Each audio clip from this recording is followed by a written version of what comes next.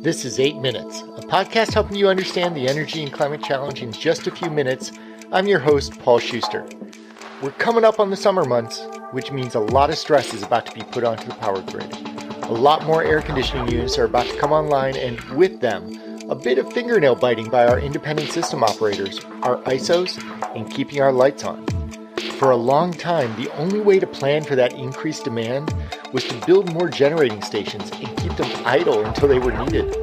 But today, there are some new tools in the tool belt for ISOs to use in balancing supply and demand, namely demand response, which aims to reduce the amount of power being used in order to keep from having to turn on yet another power facility. In this episode, I'll touch on some of the history and current state of demand response and how innovative companies such as OhmConnect and Voltus are using it to accelerate our energy transition. 8 minutes. It's how long it takes the sun's rays to hit Earth, or, well, think of it this way. For all of you parents who are getting ready for those long summer road trips, you could either listen to one of these episodes or get through about 60 bottles of beer off the wall. Hey, your choice. Let's get it on.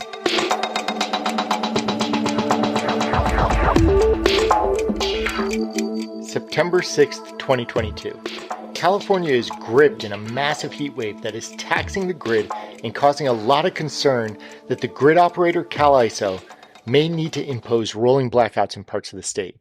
The demand for power had reached record levels, and the state was coming up on the time of day when the sun was about to dip down and solar power was going to start receding. Without doing something, California was about to be in a world of hurt. Out went an emergency text message to California citizens, urging them to reduce power and curtail their needs for a few hours. The result? According to Elliot Manzer, CEO of CalISO, the drop in demand equaled 2,000 megawatts of capacity, and California was able to narrowly avert another power crisis. Demand response has been around for years, but the situation last year really brought it to the forefront of the energy transition. It's obvious that we're not going to be able to transition safely and reliably without some form of demand flexibility.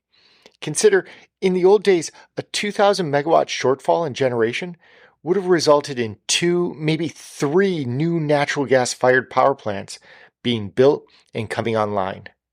See, when the only option to meet power demand is to create new supply, power companies have few options.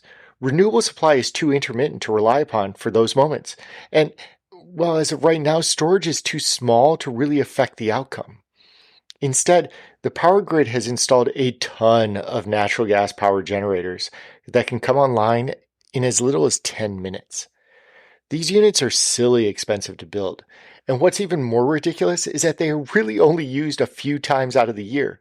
Those peak demand times have led to some rather severe inefficiencies in how we manage the grid, and also in how we pay for power. Those peaking units need to be paid for somehow, which means either increased rates across the board for consumers or skyrocketing peak time rates, such as what we saw in Texas when rates shot up to $9,000 a megawatt hour during Winter Storm Uri. Demand response flips that equation and instead simply reduces the amount of demand on the grid so that those new fossil fuel units are never needed in the first place. Okay, there are 2 types of demand response. The first, implicit DR, uses price signals to help consumers understand that they should be shifting their power usage to another point of the day. Explicit DR, or what's traditionally called demand response, actually provides incentives for consumers to shift their power during demand response call periods, which results in a win-win situation for both the customer and the power grid. And as you can imagine, if we're not building new fossil generators, then we're helping reduce our overall emissions impact too. The challenge? The IEA estimates that we're going to need 500 gigawatts of demand response by 2030 to meet Paris commitments, which is a 10-fold increase from what was on the grid as of 2020. Fortunately, lots of DR companies are coming to the market with outright demand response programs or virtual power plant programs that tie into these big efforts. Voltus, OhmConnect, and LX, These companies are helping to sign up both big commercial companies as well as individual homeowners to participate in demand response programs. And the mechanisms being used to participate are becoming increasingly sophisticated. Years ago, a DR aggregator would have sent an email to their participants asking them to turn off some lights, maybe shut down some computers, or throttle their AC back a few degrees. Today, smart devices do much of that for them. Smart thermostats from Nest and others will dial the temperature up a few degrees in order to save some energy, or smart water heaters could give you a slightly cooler shower for a 10 to 15 minute period as your system automatically downshifts demand. Or take residential heat pumps that can adjust comfort levels during times of grid stress.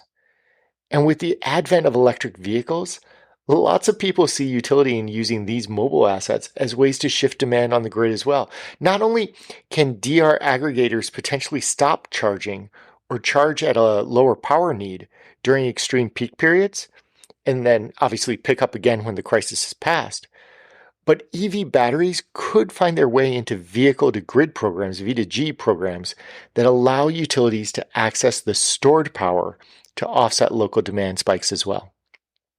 And frankly, demand response doesn't need to be solely price-based. Sure, that's how most of it is handled today, where high power prices drive consumer behavior. But one could also see emission signals being a big part of where demand response is going next. Say that a time of day is seeing low wind activity and low solar usage, meaning that natural gas plants are running overtime to keep up with the power needs.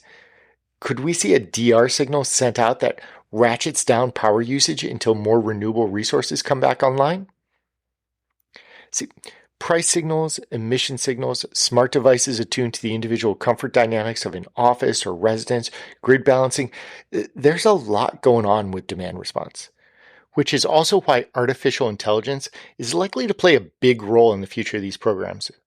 Balancing and managing demand to supply dynamically, rather than the brute force technique of simply building yet another fossil-fueled power station, is really the role of the future. Demand response has come a long way since the early days of sending emails to facility managers, and it's likely to evolve a lot more as the industry progresses. As mentioned earlier, we'll need to ramp it up by about 10 times in order to hit our net zero aspirations by the end of this decade. I'm Paul Schuster, and this has been your 8 Minutes.